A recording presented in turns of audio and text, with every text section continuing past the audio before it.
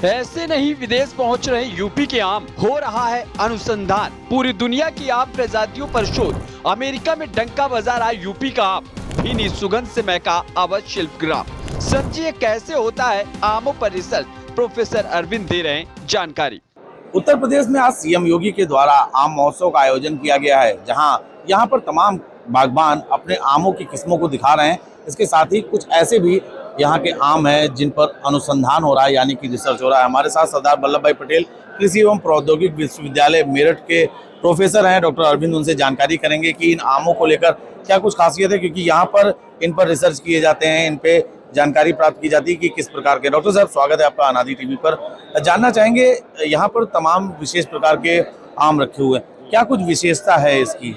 जी, सबसे पहले मैं बताना चाहूँगा कि हमारे यहाँ पे करीब 37 प्रजातियों का कलेक्शन हम लोगों ने विश्वविद्यालय में किया है, जिसमें देश के कोने कोने से तो प्रजातियाँ हमने लगाई है, विदेशों से भी कुछ प्रजातियों का कलेक्शन हमने अपने यहाँ किया है। और उनका संकलन करने के बाद वैज्ञानिक और छात्रों द्वारा उन पर अलग अलग शोध कार्य भी कराए जा रहे हैं, ताकि उनकी क्वालिटी में इम्प्रूवमेंट हो सके और वो फार्मरों के लिए इफेक्टिव हो सके और उनके प्लांट तैयार करके हम लोग फार्मरों को उपलब्ध करा सकें। जैसे कि आप लोग देख रहे हैं, तमाम मतलब 25 वैरायटी हम लोग यहाँ पे लेकर आए हैं लगाने के लिए। उनमें से अगर आप तोतापरी की बात करें तो तोतापरी का साइज आपने देखा होगा, जो कि मार्केट में एक बड़े साइज में मिलता है, लेकिन ये मिनी तोतापरी है, जो कि कलर का अट्रैक्शन तो इसका है ही बहुत बढ़िया। हम 2 मिनट आपका समय लेंगे, अपने दर्शकों को दिखाना चाहेंगे कि आपने निश्चित ही उत्तर भारत में पाए जाने वाले तोतापरी आम को तो जरूर देखा होगा, लेकिन ये कुछ अलग है। इसकी विशेषताएं, इसका रंग रूप कहीं ना कहीं अलग है। इसके बारे में ज्यादा जानकारी प्रोफेसर साहब से करते हैं। सर, आप कंटिन्यू करें, इस पे कुछ जानकारी दे लेते हैं। सबसे मेन है कि लेट वैरायटी हमारे यहाँ पे है, ये अट्रैक्टिव बहुत ज़्यादा है और इसमें जो इसका पौधा होता है बहुत ज़्यादा बड़ा नहीं होता है। करीब 5 से 6 मीटर का पौधा हमारे यहाँ पे है इसका मैक्सिमम, और फलत हर साल आता है। आम में जो सबसे मेन दिक्कत है वो ये होती है कि एक साल फलत में आएगा, अगले साल नहीं आएगा।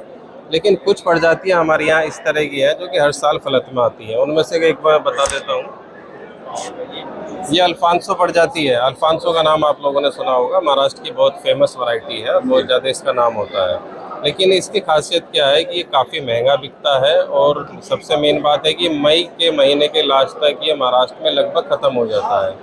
और हमारे एरिया में ये जो फ्रूटिंग में आ रहा है, इसका हार्वेस्टिंग का टाइम जून के लास्ट में स्टार्ट हो रहा है। 1 महीने लेट ये मार्केट में आ रहा है, जिससे अगर किसान भाई हमारे क्षेत्र में इसको लगाएं तो इससे अच्छा खासे रेट मिल सकते हैं। अच्छा, आमों को जो लेकर रिसर्च आपके वहाँ किए जा रहे हैं, अभी तक कौन सा ऐसा रिसर्च है जो सबसे अलग आया हो, सबसे यूनिक हो, सबसे अद्वितीय लगा हो आप लोगों को? सबसे देखिए, आमों में बहुत सारी प्रॉब्लम होती है। जैसे मैं इसके बारे में बता रहा था, 1 मिनट बता देता हूँ। ये केसर वैरायटी है, गुजरात की फेमस वैरायटी है, काफ़ी नाम है इसका। ये भी मई के लास्ट में ख़त्म हो जाता है गुजरात में, लेकिन हमारे यहाँ 1 महीने बाद ही मार्केट में आता है, तो अच्छे खासे रेट मिल जाते हैं। दूसरा, आपने पूछा कि सबसे मेन समस्या इसमें क्या हो सकती है।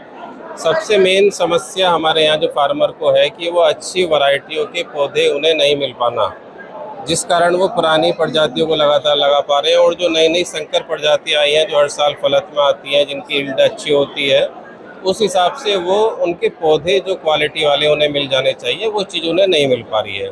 तो इस पर हमारा विश्वविद्यालय काफ़ी कार्य कर रहा है, और इस तरह की जो नई नई यूनिक प्रजाति है उनको संकलन करके, उनका मूल्यांकन करके जो सूटेबल वैरायटी है उनके पौधे हम लोग तैयार कर रहे हैं। दूसरा, उसमें बैगिंग का भी हमारे छात्रों द्वारा कुछ वर्क किया जा रहा है कि बैगिंग से उसकी क्वालिटी में किस तरीके से इम्प्रूवमेंट हो सकता है। बैगिंग में जब आप देखते हैं तो उसका साइज में भी इम्प्रूवमेंट अभी तक देखा गया है, साइज भी बढ़ता है और उसकी क्वालिटी जो उसमें कलर डेवलपमेंट है वो काफ़ी अच्छा हो जाता है।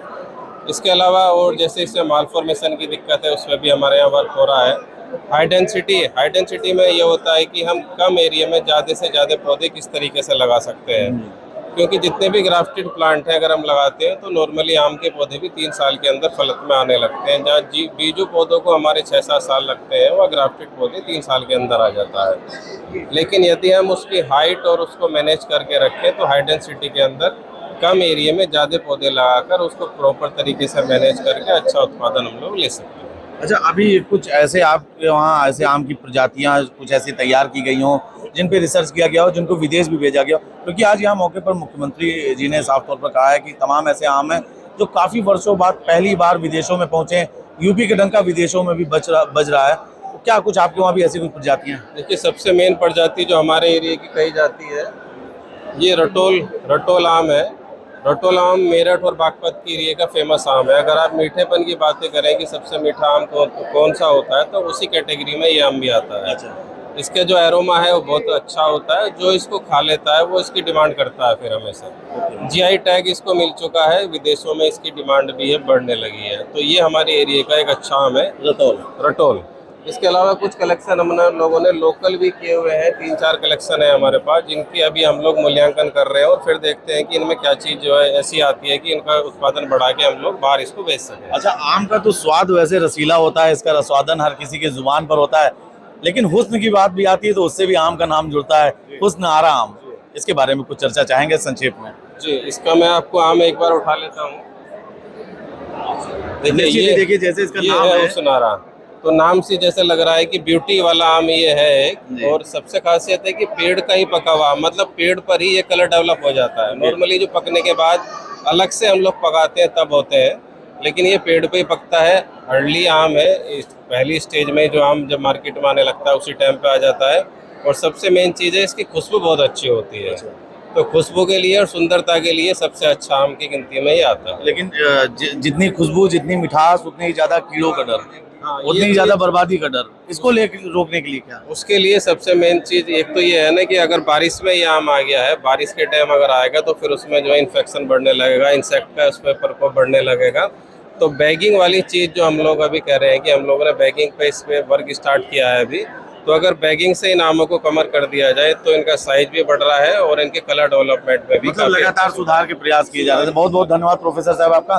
तो आप हमारे साथ प्रोफेसर साहब थे, उन्होंने साफ तौर पर बताया कि जिस प्रकार से यहाँ आम की प्रदर्शनी लगाई गई, इनके बीच में उनके विश्वविद्यालय के द्वारा लगातार तमाम अनुसंधान किए जा रहे हैं। ऐसा प्रयास किया जा रहा है कि आने वाले समय में जो आम की गुणवत्ता है, उसके स्वाद हैं, उसको तो ध्यान में रखा ही जा सके। इसके साथ ही जो भी ऐसे आम के वृक्ष हैं जिन पर जल्दी कीड़े लग जाते हैं या उनको समस्या होती है, उनको दूर करने का भी लगातार प्रयास किया जा रहा है, क्योंकि उत्तर भारत के जो भी आम हैं वो कहीं ना कहीं अब विदेशों में बहुत ज़्यादा पसंद किए जा रहे हैं। अनादि टीवी के लिए लखनऊ से राजेश के साथ मैं नीतीश मिश्रा।